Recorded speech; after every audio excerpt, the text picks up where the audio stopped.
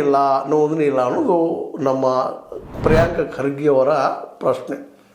ಇವ್ರು ಯಾಕಪ್ಪ ಟ್ಯಾಕ್ಸ್ ಕಟ್ಟೋದಿಲ್ಲ, ನಮ್ಮ ಕಡೆ ಎಲ್ಲ ಟ್ಯಾಕ್ಸ್ ವಸೂಲು ಮಾಡ್ತಾರೆ ಅನ್ನೋದು ಅವ್ರ ಪ್ರಶ್ನೆ. ಮತ್ತು ತಪ್ಪ, ಸಂವಿಧಾನಕ್ಕೆ ಬದ್ಧ ನಾವು ಅಂತ ಹೇಳ್ಕೊಳ್ಳುವಂಥ ಮೋಹನ್ ಭಾಗವತರು ಈ ಒಂದು ವಿಷಯದಲ್ಲಿ ನಾವು ಸಂವಿಧಾನಕ್ಕೆ ಹೆಚ್ಚಿನವರು ಅನ್ನುವಂಥ ಮಾತು ನಾವು ಸ್ವತಂತ್ರ ಪೂರ್ವದಲ್ಲೂ ನಾವು ನೋಂದಣಿ ಮಾಡಿಲ್ಲ, ಈಗೂ ಮಾಡೋದಿಲ್ಲ ಅಂದರೆ ಏನಿತರ ಅರ್ಥ?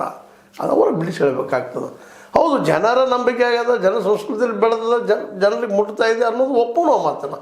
ಆದರೆ ಅದಕ್ಕೆ ಸಂವಿಧಾನದ ಅಡಿಯಲ್ಲೇ ಒಂದು ರೂಪ ಕೊಡೋದು ಕರ್ತವ್ಯ ಅಲ್ಲೇನು? ಹಾಗಾದರೆ ನಮ್ಮ ಸಂವಿಧಾನವನ್ನು ಇವರು ಒಪ್ಪುವುದಿಲ್ವ ಮೋಹನ್ ಭಾಗವತರು ಅನ್ನುವಂಥ ಪ್ರಶ್ನೆ ಇವತ್ತು ಕಾಂಗ್ರೆಸ್ಗರು ಕೇಳ್ತಾ ಇದ್ದಾರೆ.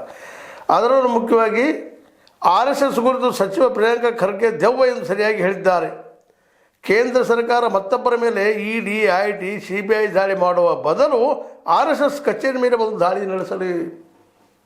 ಅಲ್ಲಿ ಎಲ್ಲಿ ದುಡ್ಡು ಬರ್ತದೆ, ಅದು ಲೆಕ್ಕವೂ ಇಲ್ಲ, ಪತ್ರವೂ ಇಲ್ಲ, ಕೇಳಿದ ತಕ್ಷಣ ಉಳಿದಕ್ಕೇನೆ ಮತ್ತೆ ಹೇಳ್ತಾರೆ ಅಲ್ಲೇ ಆಗಬೇಕಾದ ಈ ದಾಳಿ, ಸಿಕ್ಕಾಪಟ್ಟೆ ದುಡ್ಡು ಬರ್ತದೆ, ಎಲ್ಲಿದಪ್ಪ ಇದ್ರ ಮೂಲ ಏನು ಅಂಥೇಳಿ ನಮ್ಮ ಶಿವರಾಜ್ ತಂಗಡಿಗೆ ಅವರು ಹಿಂದುಳಿದ ಜನರ ನಾಯಕರು ಅಥವಾ ಹಿಂದುಳಿದ ವರ್ಗಗಳ ಖಾತೆ ಸಚಿವರು ಪ್ರಶ್ನೆ ಮಾಡ್ತಾ ಇದ್ದಾರೆ.